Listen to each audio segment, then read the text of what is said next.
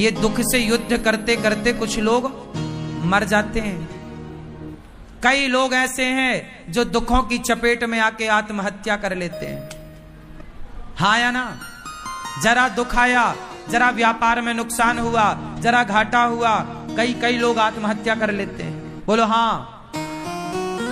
नहीं, कुछ लोग फांसी लगा लेते हैं ट्रेन के नीचे, तो कोई पानी में कूद जाना, आग, सब कुछ आप जानते हैं। कितने लोग डिप्रेशन में आके मर जाते हैं, नहीं आते? आपने रोज आए दिन ये खबर हम लोग सुनते हैं। ये लड़का लड़की परीक्षा में कम नंबर आते हैं तो कुछ बच्चे फांसी लगा लेते हैं। ये आप तो हर साल परिणाम आते समय आप सुन लेते हैं कहीं ना कहीं ये घटनाएं।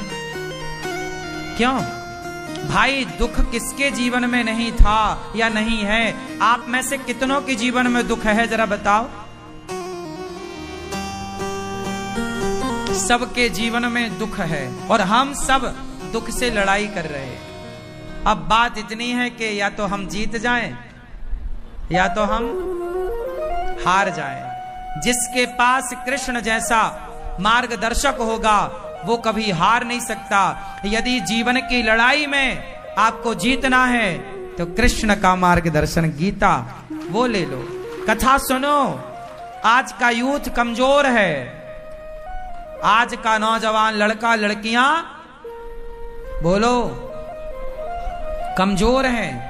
बाहर से दिख तो रहे हैं, भीतर से बहुत कमजोर हैं। इतने कमजोर हैं कि जरा नंबर कम आने पर लड़का लड़कियां मर जाते हैं, आत्महत्या कर लेते हैं। किसी लड़के ने छोड़ दिया तो कुछ लड़के उसके प्रेम में मर जाते हैं कि हम जी तेरे से प्यार करते थे, अब तो हम लैला मजनू बनेंगे, मर गए। कमजोर हैं ये लोग। इनके जीवन में जरा दुख आया तो ये हार गए। आत्महत्या करने वाला क्यों आत्महत्या करता है? उत्तर दो जोर से मेरी मां। क्यों आत्महत्या करने वाला क्यों आत्महत्या करता है? बताओ बेटा, क्यों? क्यों? क्योंकि वो कमजोर है। क्योंकि वो जोर से। आप अपने बच्चों को मजबूत बनाओ। अपने बच्चों को ये भी पढ़ाओ कि बेटा दुख आए तो हिम्मत नहीं हारना, डट के सामना करना। आओ संकट आओ, मुसीबत आओ, हम लड़ेंगे। भागेंगे क्यों? आत्महत्या क्यों करें? लड़ेंगे क्यों जी? बात क्या कहते हो? क्या समझ में आया? सुदामा तो इतने दुखी थे बेचारे, 4-4 दिन चूल्हा नहीं जलता था, बच्चे भूख से तड़पते थे। लेकिन सुदामा ने तो हालातों से लड़ना सीखा ना। और आप लोगों पर जरा संकट आता है, आप तय हो जाते हो, डिप्रेशन में चले जाते हो, डिप्रेशन की दवाइयां खाने लग जाते हो। थोड़ा तो मजबूत बनो ना मेरी माँ, थोड़ा तो मजबूत बनाओ लड़कों को, अपने स्वामी को, अपने पति को, पत्नी को, बच्चों को, सबको। ये बात सही है या गलत है कि आज का इंसान कमजोर है? दुखों से ज्यादा देर 2-2 हाथ होए ना तो टिक नहीं पाता। क्यों ये बात सही है? आजकल हर आदमी सुख चाहता है और दुख से लड़ना जानता नहीं है। हमने अपने जीवन में बचपन में बहुत दुख देखे हैं। मैं बचपन में गांव में जाकर भीख मांगता था। मैं गाय चराता था। मेरे दोस्त कपड़े पहनते थे, मैं उनके कपड़े देखता था। 1 साल में 1 जोड़ी कपड़ा दिलाते थे पिताजी मेरे। पैंट पहनता था, उसमें पूरा छेद हो जाता था, पीछे छिन जाता था, चड्डी दिखने लगती थी, तब भी मैं उसे पहनता रहता था। वो दिखाता था पिताजी को, देखो इतना बड़ा छेद हो गया है, अब तो दिला दो। तो जब बोलते थे तब 2 महीने बाद दिलाते थे। मेरी एक मौसी है, वो मौसी कभी आया करती थी साल में 1 आध बार। तो वो कुछ कपड़े लाती थी पुराने। मेरा मौसी का एक भाई लड़का है, मेरा भाई, तो वो जो उतार देता था, रिजेक्ट कर देता था, वो ले आती थी। मैं उन कपड़ों को देख के खूब प्रसन्न होता था, उन्हें बहुत अच्छे से पहनता था। इस हाल से, इस हालातों से गुजरे, एक एक रुपए के लिए तड़पे और तरसे। उन हालातों में भी प्रसन्न थे, वो दुख था। सारे लोग आश्चर्य मानेंगे, आप हंसेंगे मेरी बेबसी पर। मुझे याद है आज भी, मेरे गांव के सारे लड़के पैंट शर्ट पहनते थे और मैं एक लौता था जो चड्डी पहने के उनके बीच में बैठता था। एक बनियान और चड्डी, सब पैंट पहन, मेरे पास थे नहीं, अब थे तो फिर वो फटा था। ऐसे हालातों में हम रहे। और याद रखना साहब, मैं ये सब बातें नहीं बताता, ना कहना चाहता, गरीबों का मजाक बहुत उड़ाते हैं लोग। उस समय मेरी चड्डी पकड़ के लोग खींच देते थे, वो थी वही फाड़ देते थे। मैं चड्डी में था तो लोग चाहते थे कि ये नंगा घूमे, इसलिए वो भी फाड़ने का प्रयास था। इन हालातों से हम गुजरे हैं। हमारी माँ बताती है कि बारिश में बेटा पानी पूरे घर में ऐसे चूता था, मतलब टपकता था। हमारी माँ हमें लेकर के दूसरे के घर में रात को सोने, पूरा घर, पिताजी माँ जी सब दूसरे के घर कई बार जाते थे सोने के लिए। घर में पानी कहीं सूखा ही नहीं था और टाइल पत्थर थी नहीं, गोबर से लिपता था तो पानी गिरने पर मिट्टी कीचड़ होता था और वो कीचड़ तब तक होता था जब तक सूख ना जाए। तो दूसरे के घर पर सोना मजबूरी थी। उन हालातों से हम चले हैं, गुजरे हैं। गरीबी क्या होती है हमने पुस्तकों में गरीबी पढ़ी नहीं है साहब, देखी, उसमें रहे, उसमें जिए। लेकिन तब भी शिकायत ईश्वर से नहीं थी, तब भी रोते नहीं थे। उन मुसीबत से डट के उस समय भी हम लोग खुश थे, प्रसन्न थे। उस हाल को भी हमारी माँ ने, हमारे पिताजी ने डट करके सामना किया उन दुखों से और जिए हैं। आत्महत्या का मन नहीं बनाया कि चलो जी अब तो कुछ नहीं, हम मर जाते हैं।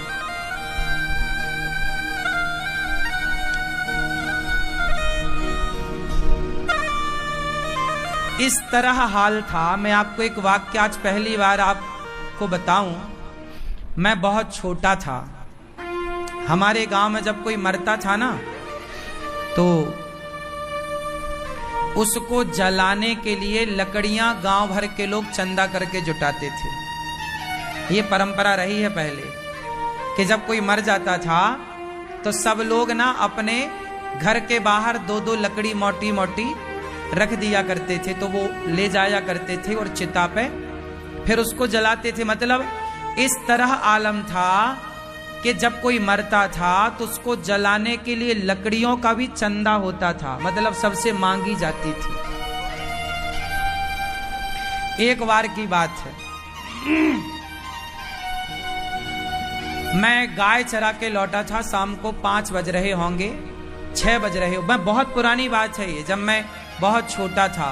ये तब की बातें हैं जब मेरी आयु 13-14 साल की थी। एक दिन मेरी माँ ने अचानक मेरे से एक बात कह दी। एक दिन मेरी माँ ने कहा, मैं आया था गैया लेके, गैयों के पास खड़ा था, बांध रहा था उन्हें, तभी कोई गांव में मरा होगा तो लोग लकड़ियां देते हैं। तो मेरी माँ ने मेरे से बोला कि बेटा मैं मर जाऊं तो तुम गांव भर से लकड़ियां इकट्ठी मत करना। ये मेरी माँ ने बोला। मतलब मेरी माँ को इस बात का डर था कि हम लोग इतने गरीब हैं कि हम लोगों के पास तो मर जाएं तो लकड़ी भी नहीं है जलाने के लिए, चिता जलाने के लिए। इस तरह की गरीबी से गुजरा हूं मैं। मेरी माँ ने ये बात कहा तो मैं माँ की ओर देख के मुस्कुरा दिया था, मैंने कोई जवाब नहीं दिया था। तब क्या कहता मैं तो खुद भी बच्चा था। लेकिन हर माँ बाप के एक सपने होते हैं। ये बच्चे आजकल जो लड़का लड़कियों में उलझ जाते हैं, अपना जीवन बिगाड़ लेते हैं, ये समझते नहीं है कि एक संतान के प्रति माँ बाप का कितना सपना, एक अरमान होता है, कितने सपने होते हैं माँ बाप के, और माँ बाप के उन सपनों को पूरा करने के लिए हमारा जीवन होता है, माँ बाप की सेवा करने के लिए होता है। तो मैं आपको ये बातें सिर्फ इसलिए बता रहा था कि आप लोग शायद इस दुख से ना गुजरे हों। मैं गुजरा हूं इन दुखों से, लेकिन हम लोगों ने उन दुखों को लड़ करके उन दुखों से विजय पाई। आज आपको ये सब दिखता है, व्यक्ति की कामयाबी खूब दिखती है लोगों को, लेकिन व्यक्ति के पीछे का संघर्ष कभी नहीं नजर आता, ना कभी कोई देख सकता, ना कोई देखना चाहता। उस दौर को जब हम याद करते हैं, एक तो याद नहीं करते, वो तो प्रसंगवश आपसे हमने आज पहली बार ये बात कह दी। हमारे यहाँ साधु संत जब गांव में आते थे ना, तो मेरी आदत थी मैं संतों को पकड़ के घर ले आया करता था।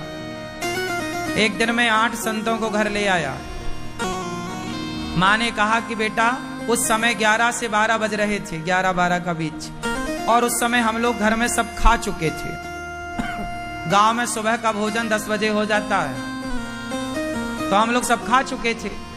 और जब खा लिए तो संत आए 8-10, मैं ले आया पकड़ के गांव से। गांव में संत आए, बोले भैया भोजन मिलेगा कहीं? मैंने कहा हमारे घर चलो।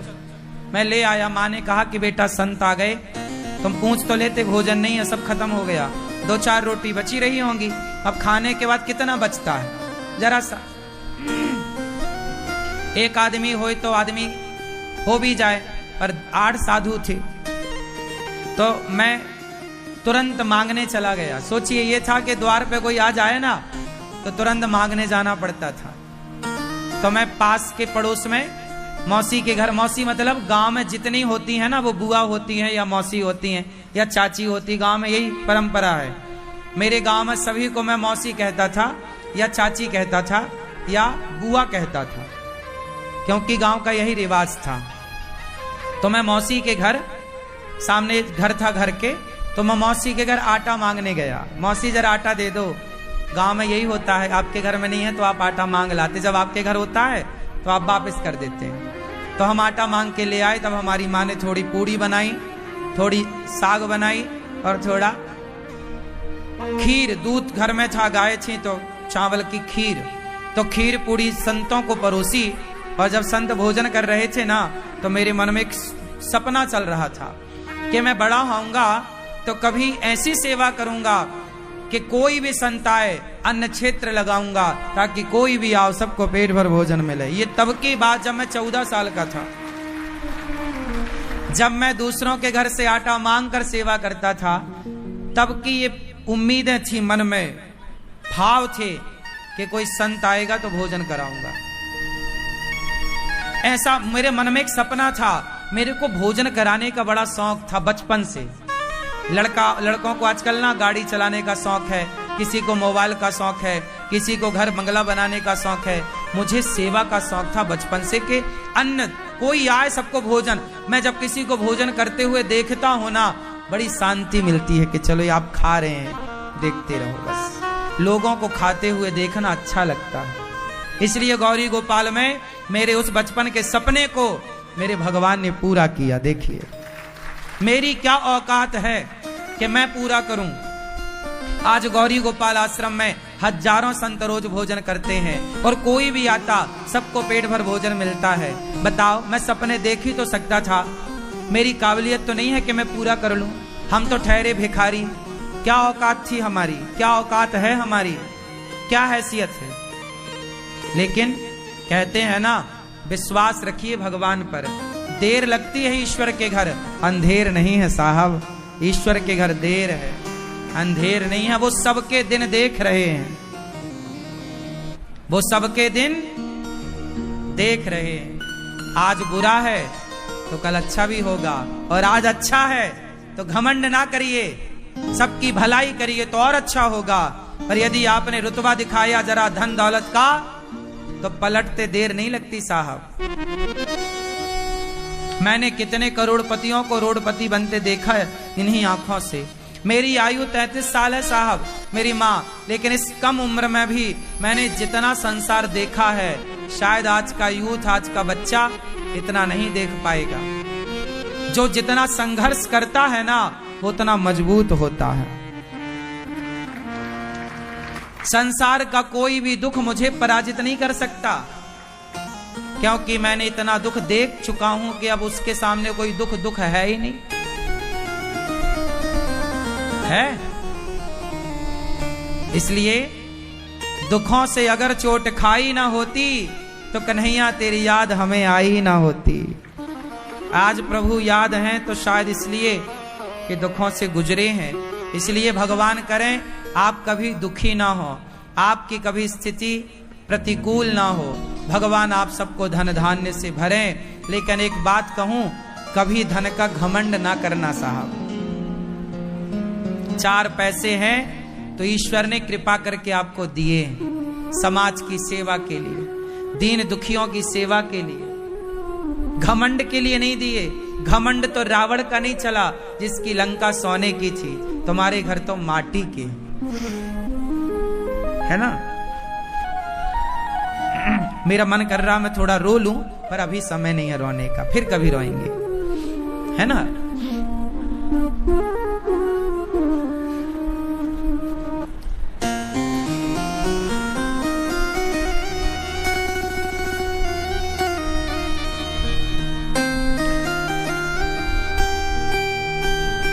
जीवन को, अपने बच्चों को, बस मैं आपको अपनी ये कथा इसलिए बताता हूं, ये व्यथा, ताकि आप